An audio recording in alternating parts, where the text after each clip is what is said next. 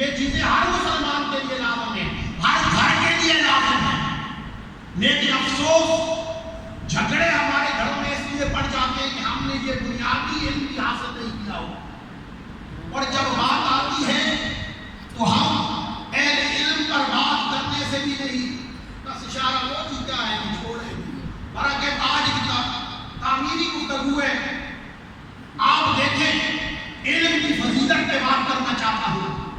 علم کی فضیلت کا اندازہ صرف اس بات سے لگا لیجیے کہ پہلا انسان بنایا گیا، ابھی اس کی تخلیق ہونی ہے۔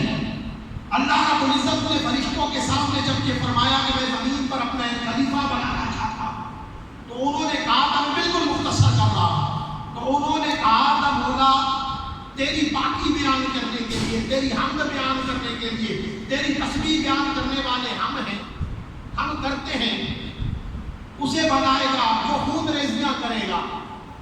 تو رب کائنات نے فرمایا تھا، اے فرشتوں جو میں جانتا ہوں نا وہ تم نہیں جانتے۔ حفاظ بیٹھے، قال انی اعلم ما لا تعلمون، فرشتوں جو جانتا ہوں تم نہیں جانتے، جو علم مجھے ہے تمہیں نہیں ہے۔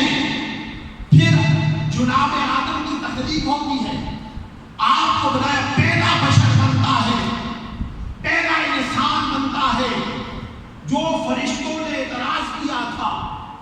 پھر رب کائنات نے آدم کو ایک فضیلت عطا فرمائی ان کے سامنے، وہ کیا تھی؟ قرآن کہتا ہے وَعَلَّمَ آدَمَ الْأَسْمَاءَ كُلَّهَا۔ اللہ رب العزت ارشاد فرماتے ہیں ہم نے آدم کو تمام چیزوں کے نام سکھا دیے، تمام چیزوں کا علم عطا فرما دیا۔ پھر کیا ہوا؟